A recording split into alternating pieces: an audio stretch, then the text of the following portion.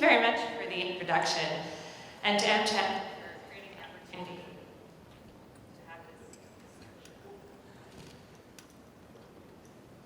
Can you hear me now? Great. So thank you to AmCham for creating the opportunity to have this discussion. And I think I echo a lot of people in the audience for saying how nice it is to have it in person. So a special thanks to everyone at AmCham. I know it takes a village to put an event like this together. So thank you for getting us out of our offices and away from our screens to actually interact with other humans again. It feels really nice. As Steve mentioned earlier, the Financial Services Committee put together a great POV paper on the need for innovation and driving financial inclusion with SMEs. And this is a topic that we as a community have been talking about for a long time. But we're excited to expand on this today in the discussion and represent different and diversity points across several of our different members. Micro, small, and medium enterprises are the lifeblood of many economies, particularly in developing economies. Globally, they represent about 90% of businesses and more than 50% of employment. However, despite their importance to growth, and especially to inclusive growth, they still have a hard time accessing finance and capital. With limited collateral, a lack of credit history, and low credit worthiness, the SME credit finance gap stands at over $5 trillion today. And the biggest portion of that is in Asia and developing economies. And most worrying, the gap will certainly widen as we start to get more data about the effects of the pandemic. I'm joined today by 3 expert panelists who represent a variety of views on this topic. Starting at the far end of the stage is David Katz, our AmCham Governor and Director of Public Affairs at KKR. Stephen Chen, Director and Head of Asia's Government Relations at PayPal. And Stanislav Protasov, Co-founder and Technology President of Singapore Acronis. So guys, I'd like to get right into our discussion today. And I think it actually was a fitting end to the last panel when we were talking about digital inclusion, because I think that lines us up for one of the first things I'd like to touch on, which is collaboration.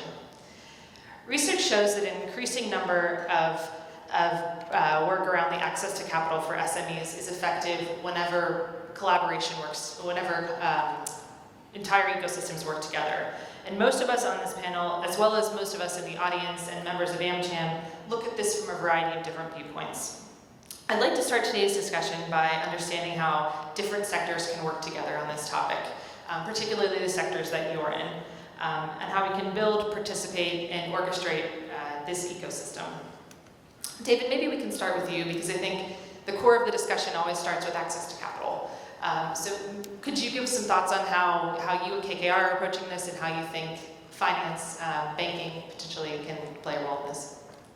Sure, thank you very much. Happy to kick things off. So I'm from KKR. We're a private equity firm. We make pretty big investments, and you may wonder, why am I sitting up here talking about SME finance? And really what I wanted to get into is the point that it's all part of an overall ecosystem.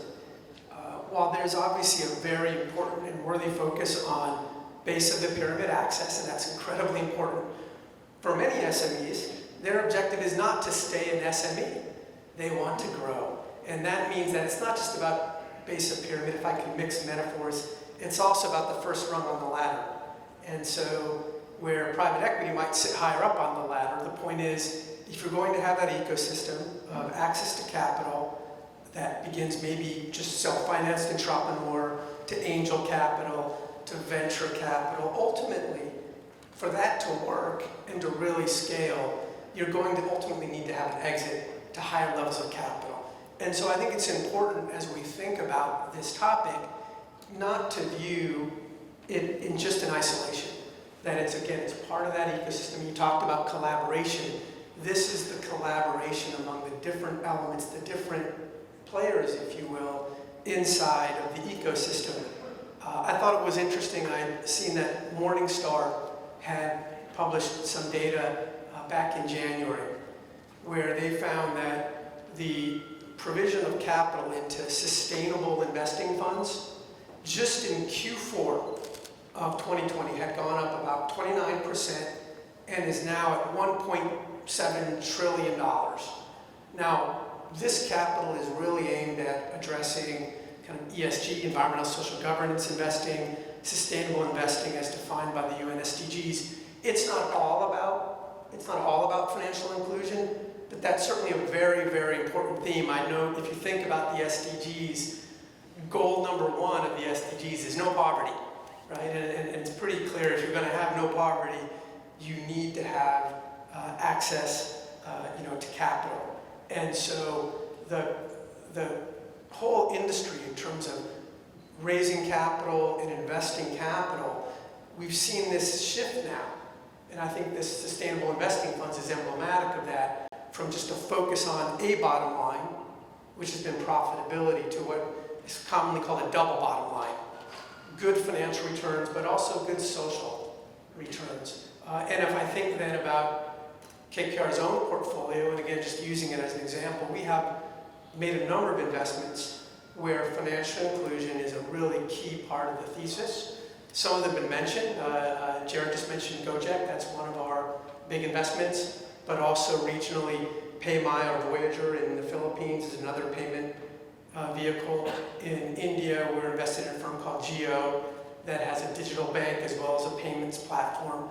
All this is a part of giving consumers access, but very importantly, it is part of the ecosystem then for merchants to accept payments and to build, again, from the very small SMEs on up, to really to build their businesses. And I think that's, again, it's part of that whole ecosystem that big capital has a role to play in, making sure that, yes, there's support, whether it's through their investments or from innovative business models for SMEs and base of the pyramid, but then that laddering up that allows SMEs to grow and for there to be a healthy economic cycle. Great, and Stephen, if you could follow up on that maybe. When we had the discussion in preparation for this, you mentioned a lot of the work that you were seeing around market access and the work that PayPal does specifically in this space. Would you talk a little bit about that as part of the ecosystem? Sure. So first of all, thank you to AmCham for hosting this fantastic event. I know a lot of effort has been put into it, so kudos to Shin and your fantastic team. When you think about financial inclusion, it really goes to the heart of PayPal's mission, which is to democratize financial services for consumers and businesses, especially small businesses. And if you think about traditional SMEs, they are not only the lifeline to a lot of the economies, but where they really struggle is around the international trade, cross-border trade, because it's high cost. There are a lot of regulatory and legal challenges. There are also customs and tax. I think what COVID has brought not only severe impact to SMEs, but also a lot of opportunities, especially in the growth of the digital economy. And as we have seen in terms of how e-commerce and e-marketplace has powered the digital economy. And that's where we see a lot of opportunities for SMEs now to reach new markets and reach new consumers, as many consumers have changed their habits in the past year, more online engagement. And with the growth of the digital economy and with the growth of e-commerce, SMEs has traditionally been really good at what they do in terms of the products and services that they provide. From our PayPal data and our own analysis, we have seen that where they struggle is not only the challenges I mentioned in terms of cross-border trade, but in the area of payment as well, because there are a lot of complexities. Not only do you deal with foreign exchanges, you deal with currency controls, you deal with anti-money laundering, you deal with reporting. And so a digital payment platform like PayPal, we have evolved from a checkout, as our original fintech 20 years ago as part of eBay, to now a full functional e-wallet where you can really transact commerce on our platform. And in some areas, we also provide lending capitals and financing. And as we move in the US into the crypto space, there are a lot of opportunities in this space. And I think with SME, when they get onto digital payment platform like PayPal, they have automatically access to hundreds of global markets and millions of consumers, and they don't have to worry about the friction of cross-border payments. They can now focus on their products and services. And I think with this growth of the digital economy, e-commerce, it really provides massive opportunities for SMEs, especially in the COVID recovery. Thanks very much. And Shana, so I'd like to stay kind of on that point around technology. So given all of the challenges around scaling businesses in size for SMEs, can you talk a little bit about the role that technology continues to play in kind of bringing all the pieces together? Sure. Thank you for inviting me, by the way. And A little bit about Acronis and why we are relevant in this discussion. Actually, Acronis was born here in Singapore and one of the few high-tech unicorns born in Singapore. And now we are a global company, global leader in cyber protection. And our channel is actually managed service providers. Majority of them are SMEs. And their end users are SMEs like 99%. So we know what those guys are doing. We know how difficult for them to survive, especially in the times like today. And what we see, well, actually, financial inclusion in our particular region, I'm talking right now about Singapore and ASEAN, it's a little bit behind North America and Europe.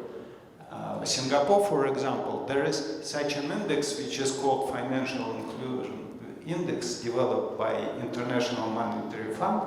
And Singapore is a little bit better than average. Average is like 0.3, and Singapore is 0.4. But there are countries like, for example, South Korea, where this index is 1.0. So in our region, actually, SMEs has problems for getting access to the capital and to funds. And Singapore is a developed country, which means that if you talk to SMEs here, 60% of them are getting funds from banks, like bank loans. But if you look at Indonesia, for example, actually only 6% of SMEs are able to get banking loans, and 86% of them are getting money from friends and families. And that's number one source of the funds. And definitely fintech and technology is helping a lot. But surprisingly, if you look at the current number of transactions and volume of the transaction, you will realize that fintech is not quite yet there, because in developed countries like Singapore, about 10% of all transactions are done via fintech innovative industry. And in developing countries, where you would expect many times more, it's actually 15%. And pretty much the same ratio is in the amount of funds being transferred. So technology helps a lot, but there is a big gap, and there is actually quite open window of opportunity for the technology to get those guys, I'm talking about small and medium enterprises, to better financing and faster growth. And I think there are a lot of technologies which are quite promising and will be here. For example, machine learning can help you to deal with the companies from developing countries to understand the risk associated with giving them the loan.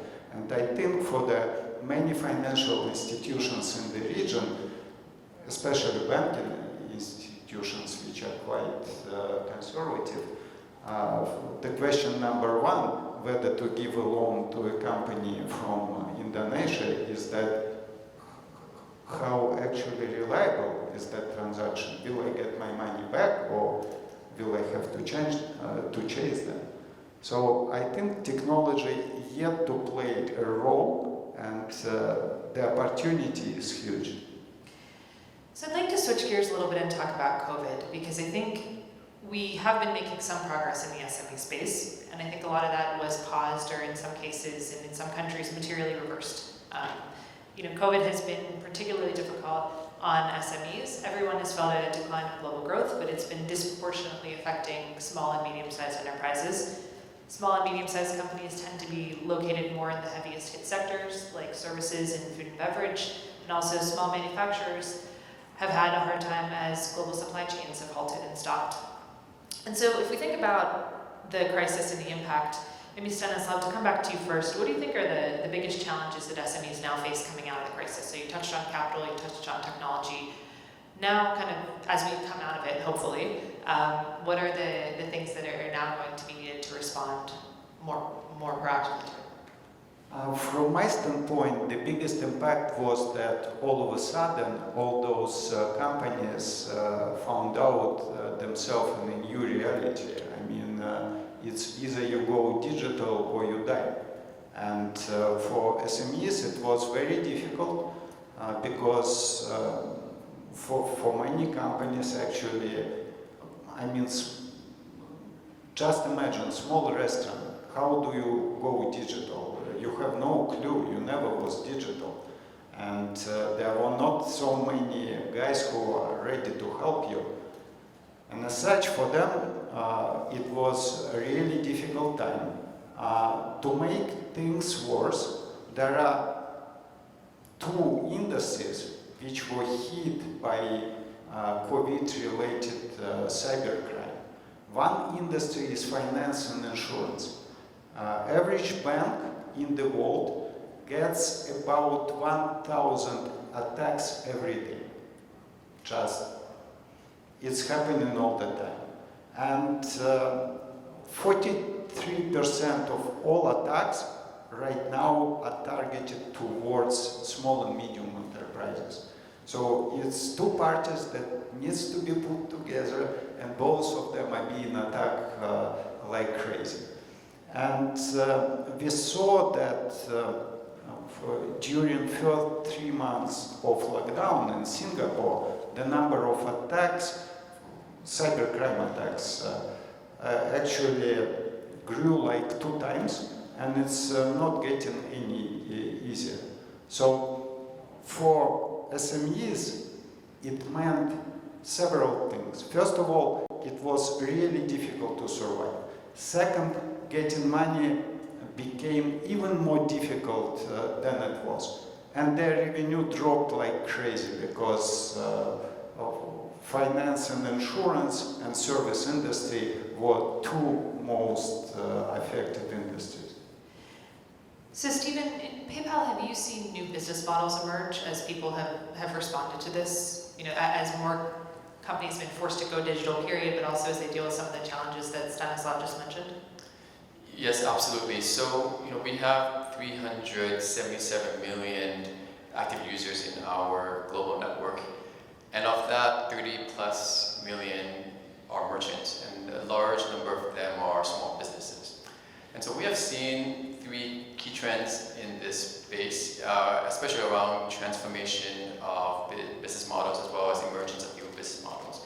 And it's around three key themes. One is definitely an acceleration of digital transformation. This has been taking place the past several years, but we've seen that compress in the past year or so. And that is around the value creation in architecture.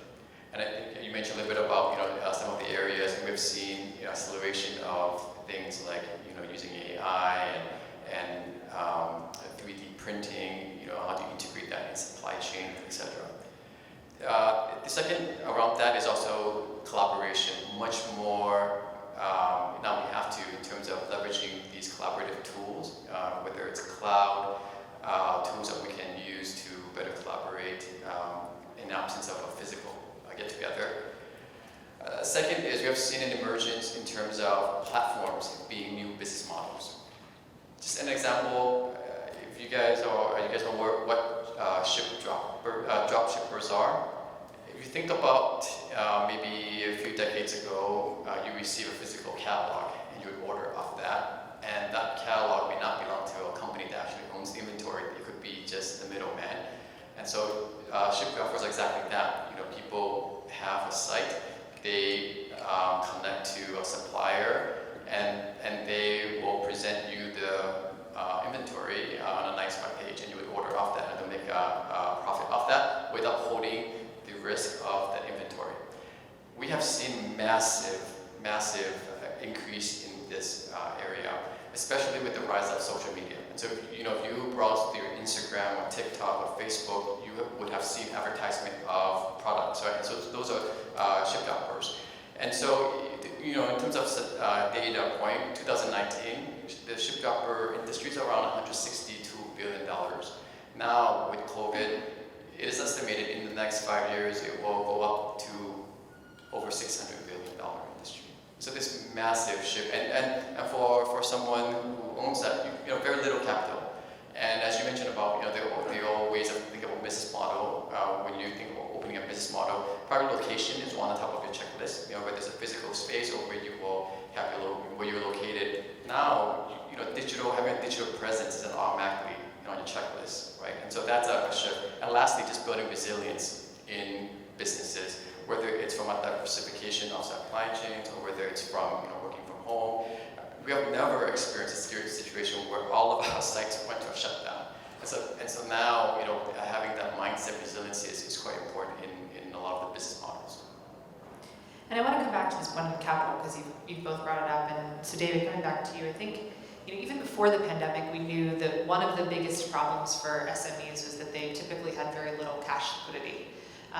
Most studies have found that on average, SMEs have about a month of liquidity, and so they're very exposed to external shocks. When we think about the financial community and financial inclusion for SMEs, and rebounding from the pandemic, how can we increase the access to short-term capital in scenarios and in shocks like this? Because I think that becomes a real factor as to whether or not SMEs can continue operating.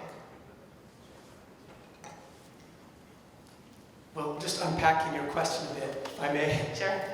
As you point out, and I don't disagree, that the average SME had access to about a month's worth of capital.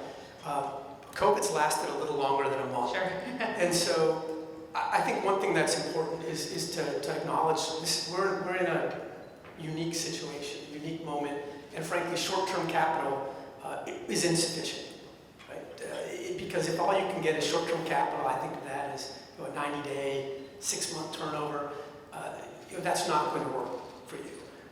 I think what Stanislaus and Stephen had talked about is really important, which is the need for digital, the importance of digital, and I think our view as a firm that backs many companies, including smaller firms, digitalization is critical, even for a non-digital business. To the maximum extent you can, it's very important, and I think COVID has demonstrated, how truly important it is. But let's also acknowledge that there is a, I'll use the term digital divide here. Some businesses digitalize better than others. So if I look at our portfolio, to pick two examples, on one side, one of our companies that some of you in the room may have heard of or maybe even used is PropertyGuru.com, the online real estate portal. Pretty digital, right? They didn't have to do a whole lot to their underlying business model. It was pretty well online. On the other end, we have a firm in Australia called Laser Clinics Australia. Well, that's a place you would go to physically to do things like hair removal or skin treatments. You can market digitally, but you can't deliver those treatments via the internet. That's pretty hard. And so figuring out then how to take those businesses and address each type of business need as capital providers. I think we viewed it as really focusing on two things. Number one, capital, which you pointed out, and I'll get to that in a moment. And number two, knowledge and expertise. Capital, if you don't know what to do with it, isn't necessarily helpful. So number one, we wanted to immediately work with portfolio companies to help them access any lines of credit they had available to them and open up all that they could, number one. And number two, to take a rigorous approach at preserving their capital that they did have, as well as the jobs. That's obviously a very important element. I think once that was done and we kind of had a good idea of where these businesses sat from a financial point of view, then it was bringing in expertise. So number one, it was helping them understand the range of programs available to assist them. Governments like the Singapore job support scheme, or other markets had different versions. For ourselves, we brought in an epidemiologist expert who had previously been the acting commissioner of the FDA to provide guidance about the landscape of the pandemic. And then we really wanted companies to help companies design and redesign their businesses to operate as safely as possible for their workers and their customers in a COVID environment. And so I think it was that multi-step, figuring out how to get all the capital they could to preserve it well, and then to optimize their operational capabilities and processes during COVID. And you mentioned briefly about governments in there, and I think you've highlighted a lot of points that the private sector has done things to enable the growth of small businesses, but particularly coming out of the pandemic, the support from governments around the world, especially in Asia, was incredibly useful in the form of direct payments to help add to that capital shortfall. Are there things that, and this is an open question for anyone, but are there things that you found worked particularly well here in Singapore that could potentially be replicated in other countries around the region? If I may, Please. Singapore did extremely good job, and basically Singapore spent almost 20% of its GDP on financial incentives to keep the business afloat. But I think what is interesting is that Singapore actually has a program which is called SMEs Go Digital.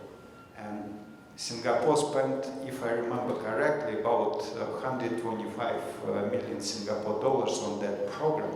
And that was very smart. It helped a lot of local small businesses to survive and get to the new reality. One thing that I've been really impressed with Singapore is they've been really forward-looking, and this has started even before COVID with the Smart Nation initiatives, several years back, and COVID definitely has accelerated this digitalization process. But what they have done that has been incredible is all the government agencies are completely aligned on this digitalization of SMEs. If you talk to Enterprise Singapore, you talk to Workforce Singapore, you talk to IMDA, you talk to MAS, any government agencies, they have initiatives, programs to support that particular industry.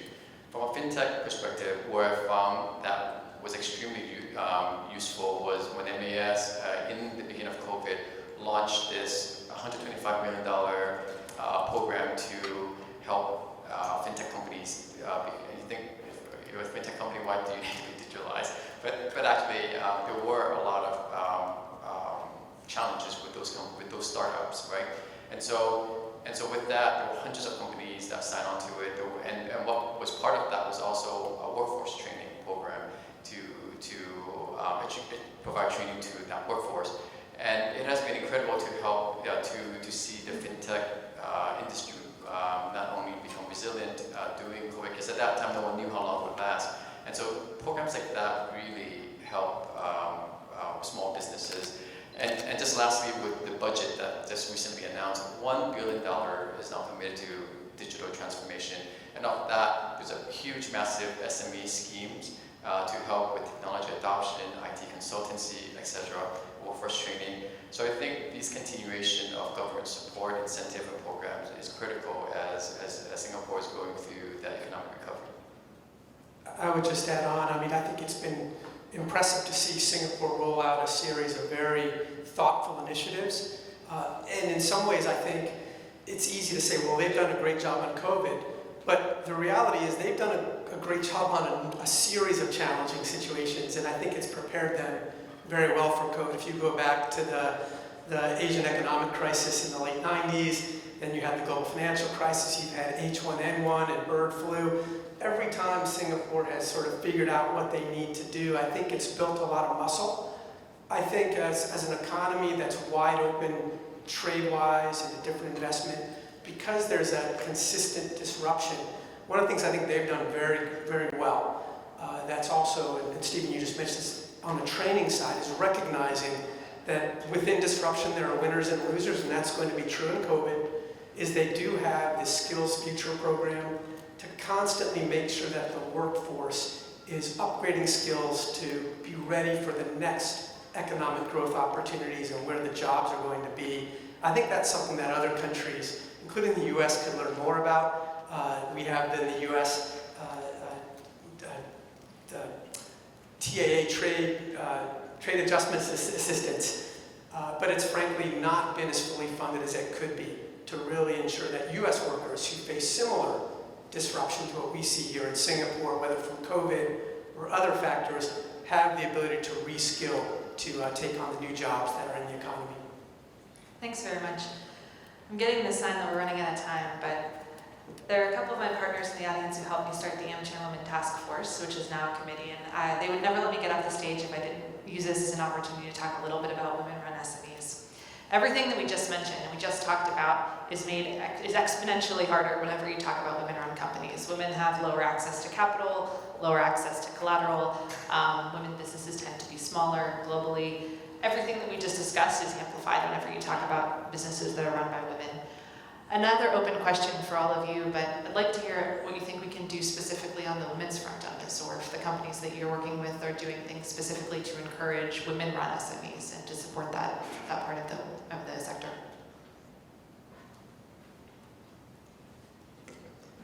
I think one of the very important parts of this in terms of getting finance to women SMEs, frankly, has been having more women investors. And I think if I look at the finance and banking industry and the private equity industry, I think there's a real recognition that this is an area where more work needs to be done, and it is kind of being done. I mentioned earlier this big push on sustainable finance. All of the funding that I've seen typically comes attached with conditions around diversity and inclusion, in particular gender inclusion. And so what you're seeing now is a strong push to have more women in banking and again in private equity. So I think we're now, for example, if I look at my own firm, at 40% women, but probably still underrepresented at the upper levels, and something I know many of our cohort are working on. And I think as you have more women who are making decisions about where to deploy capital, there'll be just a natural, better networking, I guess you'd say, among women entrepreneurs with women investors. And so it's not the whole solution, but I think it's part of it. I think it goes to training and education. I mean, we're in the fintech, but the tech space is very challenging with the underrepresentation of female. And from PayPal's perspective, we are investing a lot in making sure that we develop the next wave of talent, especially in STEM, and we provide research and internship opportunities. PayPal's a big believer of diversity and inclusion, but we do believe that, especially in the education space, we need to do more in STEMs. Can I add Sure. a little bit? I think we're going to get kicked off the stage in a second. Yeah, it's kind of... We're hard to move. There's 4 of us. They can't get us all off that quickly. So it's like an analogy, if you wish. In our industry, one of the most interesting developments right now is quantum computing. And basically we are about to experience the born of quantum computers, and even it's clear how it would look like most likely. It would be like quantum coprocessor, and the computer will continue using traditional processors for normal tasks, but there are a number of tasks which couldn't be solved in any reasonable time by traditional architectures. So when I think about it, I'm looking at my colleagues, ladies, I sometimes think that actually ladies has a quantum coprocessor, if you wish, which means that the way they solve the task are completely different. And as such, I do agree with actually previous speakers that diversity will win. And we just need time and, if you wish, a little bit more propaganda. Thank you. Thank you guys for such a great discussion. Definitely we all have a lot more to say, but please use Pigeonhole, and we're looking forward to the Q&A and answering more of these questions going forward. Thank you.